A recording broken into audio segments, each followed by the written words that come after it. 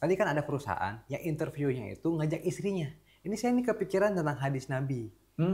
Yang beliau tuh berkata bahwa sebaik-baik kalian adalah yang paling baik untuk keluarga kalian. Dan aku adalah yang paling baik untuk keluargaku. Nabi Muhammad itu selesai dengan keluarganya. Iya. Selesai ngurusin istrinya, keluarga itu selesai. Baru ya Allah menurunkan perintah untuk ngurusin umat. Nih, ada misalkan kasus tadi, ada kasus misalkan ini tuh di luar, wah terkenal bagus gitu ya, karismatik. Tapi keluarganya, bahkan kadang anaknya tuh nggak mau kayak bapaknya. Karena tahu, oh nggak pernah bareng-bareng sama keluarga lah. Tahu itu di luar bagus, padahal di dalam itu gimana?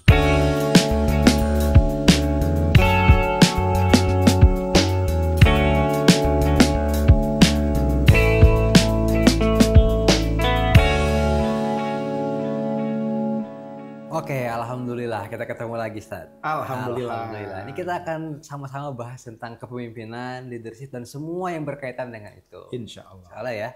Oke. Langsung aja nih, kita langsung ke pembahasan, Ustaz. Gimana sih caranya supaya kita sebagai pemimpin itu bisa melakukan rekrutmen secara efektif, Ustaz? Ini efeknya ke apa, Mas? Efeknya. Ini konteksnya masalah rekrutmen ya? Ya, rekrutmen. Berarti rekrutmen di sebuah perusahaan. Mungkin kan. Ya, banyak kejadian ya yang karyawan itu kadang keluar masuk Atau juga misalkan kadang ada orang dalam gitu ya sistemnya. dalam, kan, atau mungkin juga pada saat di interview kayak yang iya gitu. Yang iya. Begitu udah jalan lah kok begitu gitu Atau kan. CV-nya bohongan gitu ya. Ekspektasi. Jangan-jangan CV-nya yang bikin ChatGPT lagi. Pakai Canva lagi Ada nanti. ya, bukan punya dia sendiri gitu kan. Ya memang ini sebuah hal yang sering kita dapati ya dalam dunia pekerjaan. Seseorang itu kadang-kadang di luar ekspektasi kita gitu. Kita melihatnya kayak yang oke, ya, tapi begitu udah berjalan, lah kok kayak begini. Ya, kemarin pas dia ngomong kayaknya kayak yang iya gitu kan. Begitu Meyakinkan, kerja, ya? meyakinkan, begitu kerja kok kayak begini gitu. Entah mungkin nggak disiplin, atau mungkin pekerjaan yang nggak tuntas ya, atau mungkin sering izin ya dengan alasan-alasan tertentu gitu kan. Itu kan sangat sangat mengganggu. Nah sebetulnya kalau kita mau melihat secara mudah ya, apakah seseorang ini punya kemampuan leadership yang cukup, kita nggak usah bicara bagus lah, yang cukup gitu kan. Kemudian dia bisa menunaikan tugas-tugas dengan baik, itu lihat di keluarganya aja, Kang Rizky. Keluarganya? Keluarga. Emang ada hubungannya antara keluarganya sama kinerja dia nanti di perusahaan itu? Kang Rizky pernah nggak dengar ada interview karyawan, terus istrinya diajak? Nah, emang iya ada? Oh iya, istrinya diajak? Pernah nggak dengar?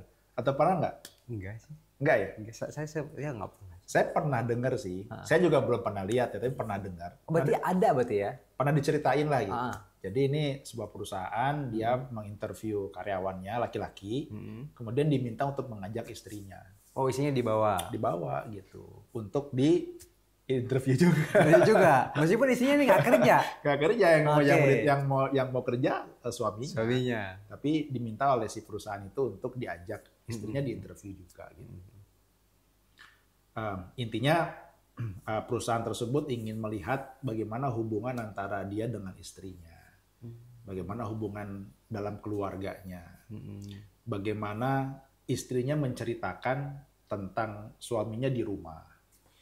Ya, sebetulnya kan itu kondisi memimpin dalam skala yang paling kecil, Kang Rizky.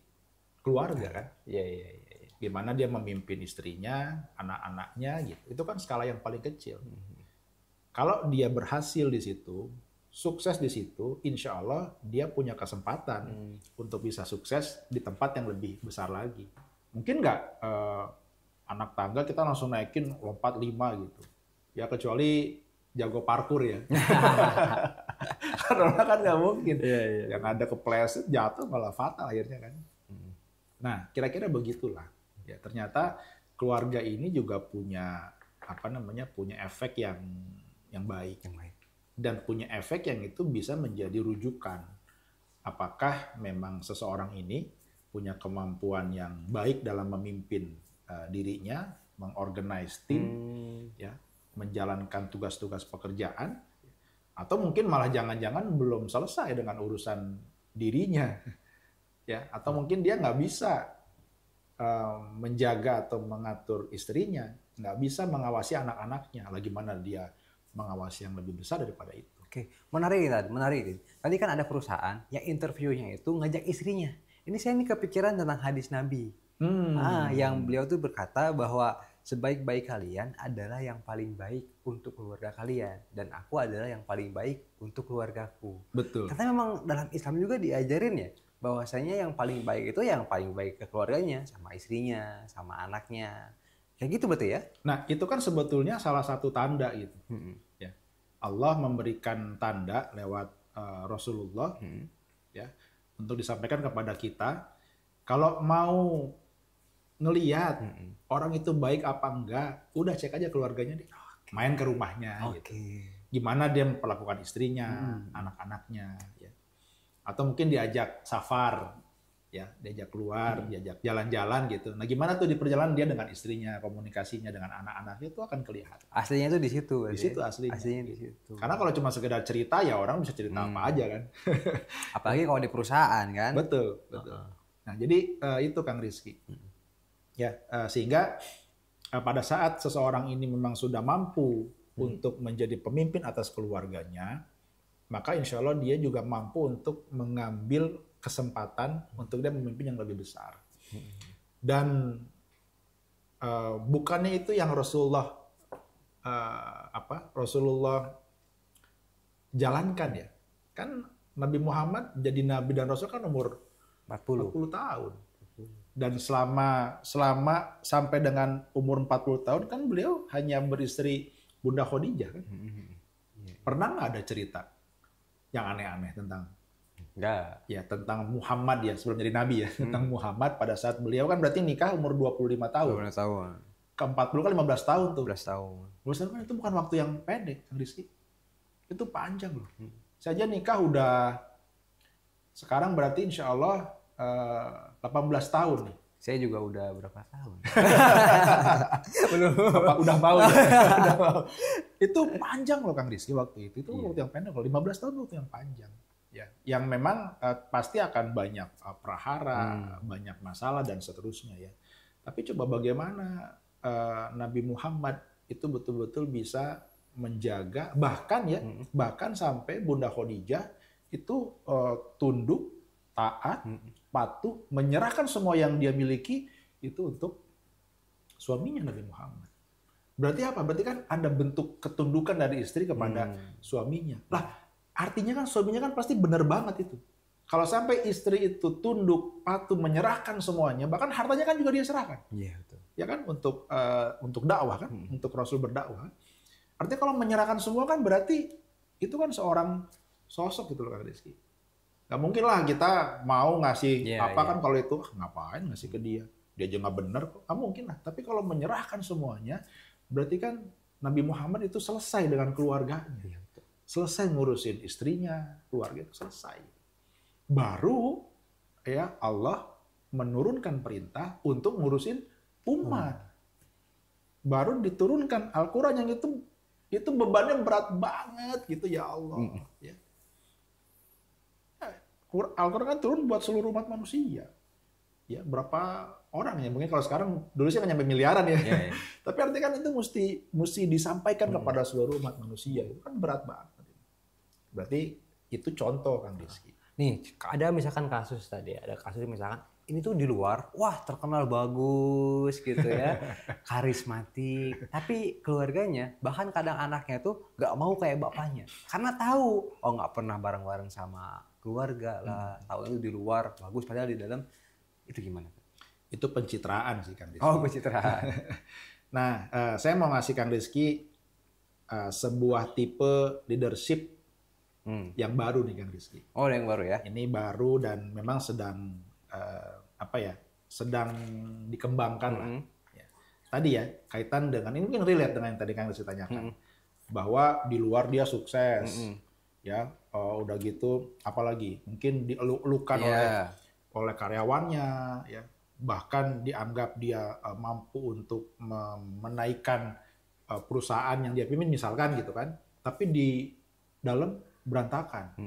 Tadi ya bahkan anaknya aja nggak mau mengakui kalau, maksudnya bukan mengakui, dia nggak mau ikut seperti apa yang ayahnya lakukan. Sampai kayak gitu, sampai kayak gitu.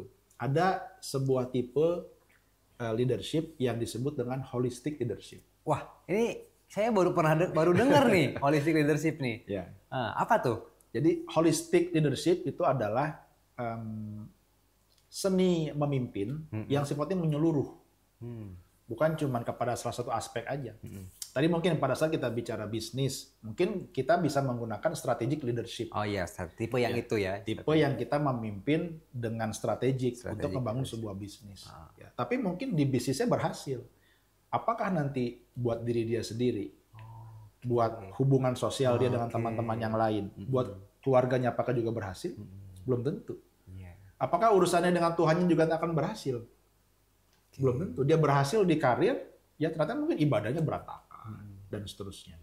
Nah, maka holistic leader adalah seorang pemimpin yang dia memimpin ya secara menyeluruh. Jadi semua aspek itu diurusin. Bukan cuma urusan target dalam bisnis atau pekerjaan atau apapun yang dia geluti. Tapi menyangkut aspek-aspek fisik. Artinya fisiknya dia gitu kan. Kemudian kalau misalkan dia mengurusi tim ya berarti memastikan nih fisik timnya nih kayak gimana, sehat atau tidak, kelelahan atau tidak dan seterusnya. Kemudian juga aspek mental. Oh, mental juga. Mental penting. Diurusin juga. Iya, karena fisiknya gagah, kuat, sehat, mentalnya rapuh. Mental illness. Ya, mental illness kan. Jadi membeli akhirnya. Ya. Nah, terus aspek fisik, aspek mental, aspek spiritual. Spiritual juga diperhatiin? Iya. Oke. Karena itu urusannya kan dengan yang maha mengatur kita. Ya kan? Jangan sampai nanti kita melakukan hal-hal yang tidak diridhoi olehnya gitu. Ya, bagi kita seorang muslim, pasti kan kita ingin apa yang kita kerjakan itu kan Allah ridho. Karena pada saat Allah ridho, maka insya Allah ya semuanya akan beres kan, semuanya akan lancar kan gitu. Nah, jadi gitu Kang Rizky. Holistik itu bicara tentang semua aspek ya. Baik itu fisik, baik itu mental, bahkan sampai kepada spiritual. Nah, ini menarik nih tentang holistik nih. Saya baru dengar ternyata memang ada ya gaya kepemimpinan atau tipe kepemimpinan tuh yang dia itu menyeluruh gitu. Ini kayaknya bisa jadi gaya yang seperti inilah yang tadi di nomor 1 tadi, yang masuk golongan pertama ya, yang dinaungi oleh Allah hari kiamat. Nih kita nggak boleh berhenti di sini nih. Kita nggak boleh berhenti di sini. Teman-teman yang mau tahu lebih dalam tentang tipe kepemimpinan holistic leadership, jangan kemana-mana, tunggu podcast selanjutnya. Aku tuh pengen deh punya pengaruh jangka panjang tapi tanpa harus tampil di depan. Emang bisa? Bisa dong. Sekarang banyak anak muda yang lagi belajar jadi dai Quran, penghafal Quran, kepemimpinan, dan entrepreneur. Mereka inilah generasi yang siap membawa perubahan untuk masyarakat di penjuru negeri. Dan kamu bisa ikut berkontribusi mulai dari 100.000 per bulan untuk membantu perjuangan mereka lewat beasiswa pendidikan. Bayangkan, setiap ilmu yang mereka amalkan, setiap ayat yang mereka ajarkan membawa pengaruh yang besar untukmu tanpa kamu harus tampil di depan. Jadi tunggu apa lagi? Jangan berhenti. Terus dukung mereka jadi calon dai Quran melalui beasiswa pendidikan.